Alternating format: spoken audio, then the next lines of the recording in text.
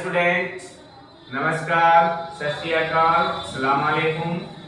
दोस्तों, आज मैं आप लोगों के सामने उपस्थित हूँ लेकर एक बहुत ही इम्पोर्टेंट टॉपिक जो कि सभी कॉम्पिटिटिव एग्जाम्स जैसे सैनिक पब्लिक स्कूल, सीएचएस, जेएनबी या अन्य जो भी वनडे एग्जाम्स हैं, इसमें हर बार एक क्वेश्चन श्योर आता है। ठीक है, तो जो आज का हमारा टॉपिक है ये है कंपाउंड इंटरेस्ट, चक्रवृद्धि ब्याज। ठीक है, आप लोगों ने सुना होगा, नाम पढ़ा भी होगा, लेकिन जो आज मैं पढ़ाने जा रहा हूँ ऐसा नहीं पढ़ा होगा। ठीक है, देखिए कंपाउंड इंटरेस्ट होता क्या है। जैसे हमने कोई भी वस्तु परचेज किया, ठीक है, अगर उसपे कंपाउंड इंटरेस्ट मतलब चक्रवृद्धि ब्याज यदि लगता है तो उसका कहने का मीन्स क्या है कि जो हमने परचेज किया है उसका ब्याज का ब्याज दिया जाता है। ठीक है, तो आज मैं उसी को कैलकुलेट करने का ट्रिक आपको बताऊंगा। आइए स्टार्ट करते हैं हम लोग।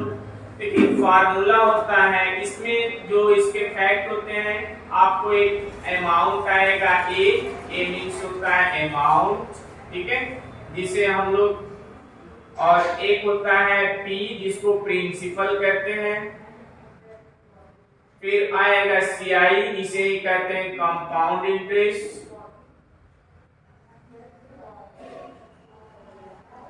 ठीक है, अमाउंट आएगा, प्रिंसिपल आएगा, सीआई आएगा और एन आएगा, जहां पे एन क्या है, टाइम है। ठीक है, एन क्या है, टाइम है। फिर आपको आर मिलेगा, आर क्या है, रेट है, दर है। ठीक है, अगर हम लोग हिंदी में बात करें तो इसको कहते हैं बच्चों दोस्त, और तो इसको कहते हैं रेट, और टाइम को कहते हैं समय, और इसे कहते हैं चक्रवृद्धि ब्याज। ठीक है, ये है आपका मूलधन, ठीक है, ये है आपका मूलधन। और अगला है अमाउंट। अमाउंट जो होता है ये आपका अमाउंट है, इसे कहते हैं मिश्र धन। इसे क्या कहा जाता है, मिश्र धन। ठीक है, अब आइए फार्मूले की बात करते हैं। दोस्तों, आपने इससे पहले एसआई पढ़ा होगा। ठीक है, एसआई सिंपल इंटरेस्ट, फार्मूला होता है पीआरटी अपॉन 100। ठीक है, ये सिंपल है, इसे आप प्रीवियस क्लासेस में क्लास 4 में पढ़ा होगा। हमारा जो टॉपिक है हम सीआई पे डिस्कशन करेंगे। ठीक है, तो यहाँ से जो आपका फार्मूला होता है, this amount A is equal to P1 plus R upon 100 के पावर n। ठीक है, ये आपका मेन फार्मूला है अमाउंट का। ठीक है, अब इसमें आता है हाफ ईयरली, एनुअली या फिर क्वार्टरली का टर्म। ठीक है, यदि हम हाफ ईयरली की बात करें, ये आपका एनुअली के लिए है, ये क्या है, एनुअली है। यदि हम हाफ ईयरली की बात करें, हाफ ईयरली के केस में A is equal to P1 plus R upon 100 के पावर 2n। और यदि हम क्वार्टरली की बात करें, ठीक है, यहाँ से A is equal to P1 plus R upon 100 के पावर 4n। ये आपका एनुअल के लिए, ये जो आपका होता है ये आपका हाफ ईयरली के लिए, और ये जो है आपका ये है क्वार्टरली के लिए। ठीक है, इसी में एक आता है फार्मूला जहां से आप डायरेक्ट सीआई फाइंड करेंगे। ठीक है, तो सीआई इक्वल टू होगा आपका P in bracket 1 plus R upon 100 के पावर n माइनस 1। ये आप फार्मूला अप्लाई करेंगे डायरेक्ट सीआई फाइंड करने के लिए। ठीक है, एक और आता है, इसमें क्या होता है, ये तो आफ्टर 2 इयर्स 3 इयर्स 4 इयर्स इसके लिए होता है। एक आता है जिसमें डिक्रीज होता है। ये सब जो फार्मूले हैं इसमें आपका रेट क्या होगा, इंक्रीज होगा। ये आप कब यूज करेंगे, जब आपका रेट इंक्रीज हो रहा है। लेकिन जब रेट डिक्रीज हो रहा है तो उस केस में आप क्या करेंगे, ठीक है, या जो आपका समय है मतलब पहले जा रहा है। ठीक है, दो कंडीशन होता है, यदि रेट डिक्रीज की बात करेंगे तो इसके लिए आपका फार्मूला होता amount is equal to P1 minus R upon 100 के पावर n।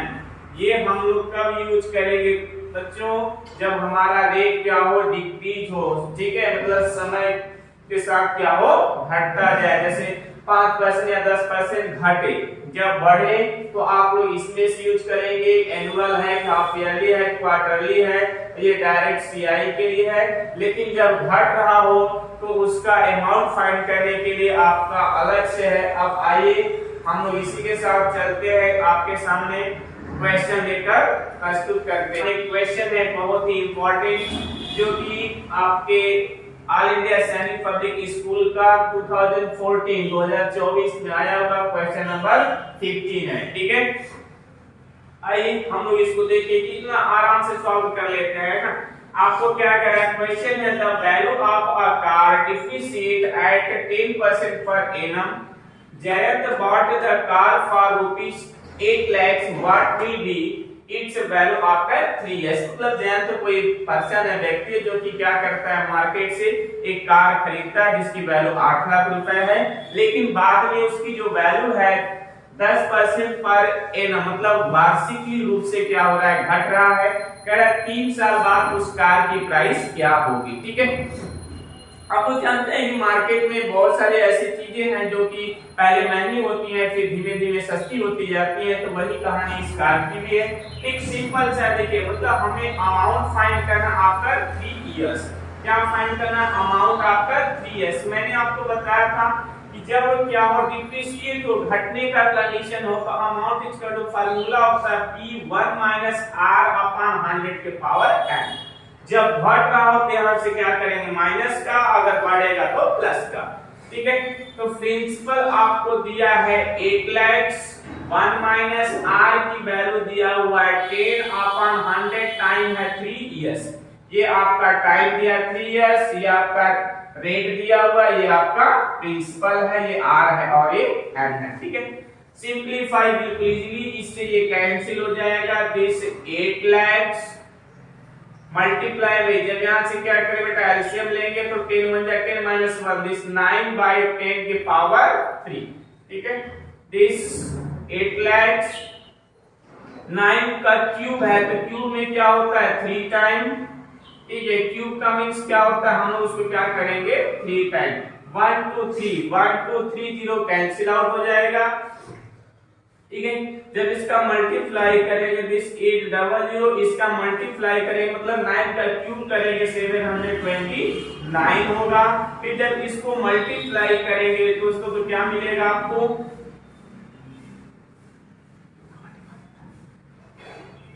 ये 20 तो मिलेगा ही, फिर 8 9 का क्या हो जाएगा 72, ठीक है।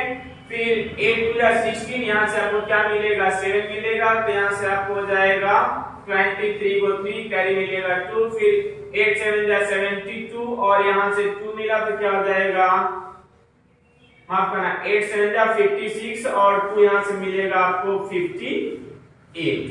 तो लास्ट में जो आपकी वैल्यू हो जाएगी कार की आपका 3 इयर्स 5,83,200 रुपीज, ये आपका करेक्ट आंसर।